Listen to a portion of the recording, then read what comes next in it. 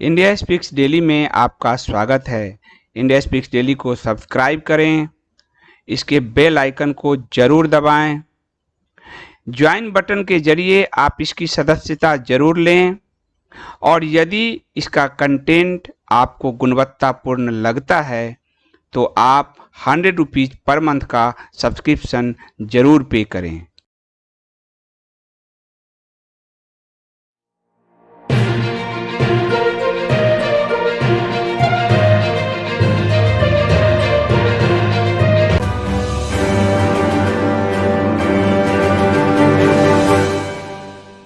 जब वुहान में यह महामारी आई कोरोना, उसके बाद पीपुल रिपब्लिक ऑफ चाइना ने किस तरह स्थिति का फायदा उठाने का प्रयास किया, इस पर अमेरिकी डिप्लोमेट की एक रिपोर्ट आई है। अमेरिकी राजनयिक हैं डेविड स्टिलवेल। उन्होंने कहा कि भारत उन देशों में शामिल है जिसका कोरोना वायरस महामारी सामने आने के बाद चीन ने फायदा उठाया है। उठाना चाहा नहीं है, उठाया है। उन्होंने एक प्रेस कॉन्फ्रेंस किया है डेविड स्टिलवेल ने, और प्रेस कॉन्फ्रेंस में कहा कि वुहान में जब से कोरोना वायरस महामारी शुरू हुई है, मुझे लगता है तब से पीआरसी यानी पीपुल्स रिपब्लिक ऑफ चाइना स्थिति का फायदा उठाने की कोशिश कर रहा है। मुझे लगता है इसका उदाहरण भारत है। मैं चीन में हमारे दोस्तों से कहूंगा कि उन्हें शांतिपूर्ण बातचीत के जरिए इन मुद्दों को समाधान करना चाहिए।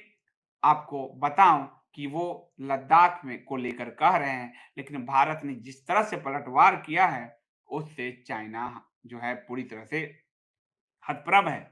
ईस्ट एशियन एंड पैसिफिक मामलों के असिस्टेंट सेक्रेटरी विदेश मंत्री माइक पॉम्पियो के जो बयान को लेकर प्रतिबद्धता जताई है, इसमें उन्होंने कहा था कि अमेरिका को उम्मीद है कि भारत और चीन सीमा पर तनाव के मुद्दे को शांतिपूर्ण ढंग से समझाएंगे।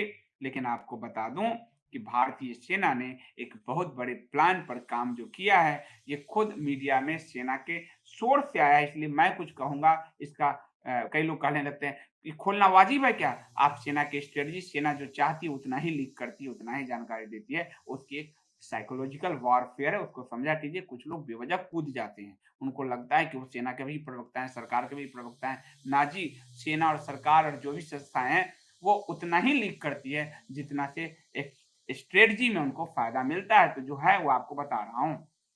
दक्षिणी पैंगोंग इलाके में भारत की मजबूत बढ़त हो चुकी है।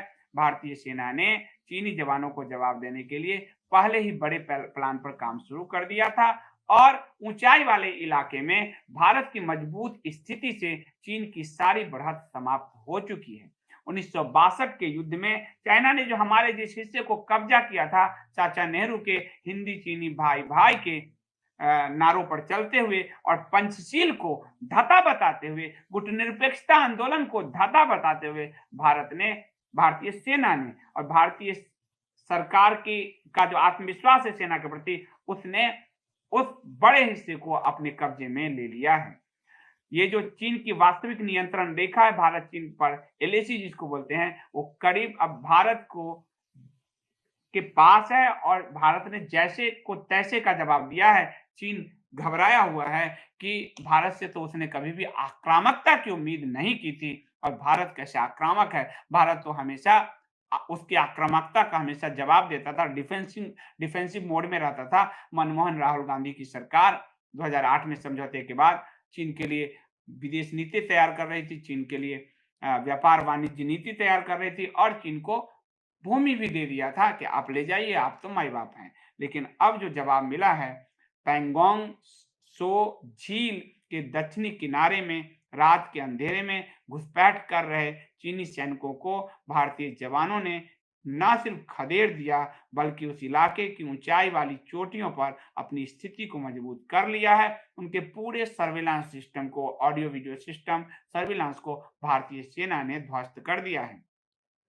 भारतीय जवान चीन को जवाब देने के लिए पहले ही बड़ा प्लान बना चुके थे।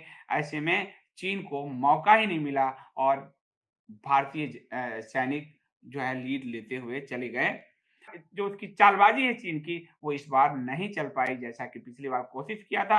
और उस बार भी चूंकि अब जो चीनी सैनिक हैं उनके जो कब्र की तस्वीरें आ गई है, उस पे लिखा हुआ है जून, चाइनीज़ भाषा में, जून में भारतीय सैनिकों के साथ झड़प में शहीद हुए हमारे सैनिक, 40 कब्रों की तस्वीर आ चुकी है। यानी हमारे मुकाबले डबल तो उनके मारे जा ही चुके थे, जिसको लेकर राहुल गांधी, बकायत पांडे, एनडीटीवी, ये सारा जो गिरोह है, ये सवाल उठाता था कि पीएम कुछ बता क्यों नहीं रहे, चीन का नाम क्यों नहीं ले रहे। चीन खुद ही भारतीय जवानों के नाम ले रहा है कि उसने हमें बड़ा दर्द दिया है। पैंगोंग त्सो झील के दक्षिणी छोर पर ऊंचाई वाली जगहों पर भारत की मजबूत स्थिति को देखकर चाइना बौखला गया है और धमकी की भाषा में वो बात कर रहा है, पर उसकी धमकी डेढ़ फुटिये की धमकी है। ऐसे भी शक्ल से वो डेढ़ फुटिये ही लगते हैं। उनकी डेढ़ फुटियों की धमकी खत्म है और आपको बताऊं कि साफ-साफ भारतीय सेना ने बढ़त ले ली है। और इधर दक्षिणी चीन सागर में भी अमेरिकी वेबसाइट द ड्राइव है, उसने लिखा है कि डियागो गार्सिया में तैनात बी-2 स्प्लिट स्टील्थ बॉम्बर्स भारत के साथ होने वाले मालाबार नेवल एक्सरसाइज में हिस्सा लेंगे। यानी अमेरिकी बॉम्बर्स भी लगातार हिस्सा ले रहे हैं भारत के साथ। तो ये समुद्र में भारत की ताकत और ये जो बॉम्बर है, वो भारत अमेरिका का परमाणु बॉम्बर है। ये साफ दिख रहा है कि ये जो लाल और हरा है, यदि भारत की तरफ गए तो भारत तो इनको संभाल ही लेगा ढाई को। साथ-साथ परमाणु बमर का जिस तरह से अमेरिका ने ये एक्सरसाइज किया है, ये अमेरिकन वेबसाइट है द ड्राइव ने लिखा है, डियागो गार्सिया में तैनात बी-2 स्प्लिट स्टील्थ बॉम्बर्स भारत के साथ होने वाले मालाबार नेवल एक्सरसाइज में हिस्सा लेंगे। ये परमाणु बॉम्बर्स है, यानी चाइना हिमाकत ना करे, उसके साथ बहुत बुरा हो सकता है। 29-30 अगस्त की रात में उसने देख लिया कि घुसपैठ की उसकी कोशिश को भारतीय सेना ना सिर्फ नाकाम कर सकती है, बल्कि वो स्ट्रेटेजिक बढ़त भी ले सकती है। चीन की पूरी बढ़त पैंगोंग झील के इलाके में समाप्त हो चुकी है और उत्तरी किनारे के जो में भारत को बढ़त मिल चुकी है। पहले उसकी बढ़त थी, वो बढ़त अब तो भारतीय सेना की जो ये स्थिति है वो बहुत ही मजबूत है। इसमें कई मीडिया भारतीय सेना की घुसपैठ शब्द यूज़ कर रहे हैं, ये गलत शब्द है। प्लीज़ भारतीय सेना की मजबूत स्थिति लिखें, घुसपैठ ना लिखें। वो हमारा ही इलाका है। 62 में हमसे ही हमारा ही वो इलाका उसने छीना था। मैं मीडिया से आग्रह करूँगा कि भारतीय सेना के लिए घुसपैठ शब्द का उपयोग ना करें। आप गड़बड़ी कर रहे हैं, ना करें। इस बीच आर्मी चीफ नरवाने जो मुकुंद नरवणे हैं, वो लेह दौरे पे पहुंच गए हैं, तैयारियों का जायजा ले रहे हैं और इससे भारतीय सेना का मनोबल बहुत हाई है। उनके अचानक 2 दिवसीय लेह दौरे पर पहुंचने पर भारतीय जो सैनिक हैं उनमें बहुत ज्यादा उत्साह है और ये साफ दिखाता है कि कमांडर और आर्मी लेवल पर हमारी स्ट्रेटजी बहुत मजबूत है और उसको जवाब देने की दिशा में हम आगे बढ़ रहे हैं। तो ये पूरा जो चीन को लेकर एक पूरा विश्लेषण था, उसको जरूर समझिए। विदेश नीति, रक्षा नीति में आप जरूर पार्टिसिपेट कीजिए, उसको समझने और समझाने की कोशिश कीजिए, क्योंकि आपको पिछले 70 साल में विदेश नीति और रक्षा नीति से काट कर रखा गया, जिसके कारण आप और हम हमारे जो कंधे कटते चले गए, भारत टूटता चला गया, चीन को ये जमीन देते चले गए, हमें पता नहीं चला। कैलाश मानसरोवर आज उसके पास है और आपको विदेश नीति में जोकर बनाकर रख दिया। कभी पंचशील करता था, कभी गुटनिरपेक्ष करता था और जब आक्रमण होता था तो चिट्ठियां हैं कि जाके रू रू रू रू करता था और अमेरिकी राष्ट्रपति को चिट्ठी लिखते थे हमारे चाचा जी। तो वो चिट्ठी सबूत है। इसलिए उस विदेश नीति और रक्षा नीति को मैं आप सबसे आग्रह करता हूं कि समझिए और मैं यूट्यूब पे और indiaspeakdaily.com पर लिखकर मेरी टीम आपको लगातार ये बता रही है।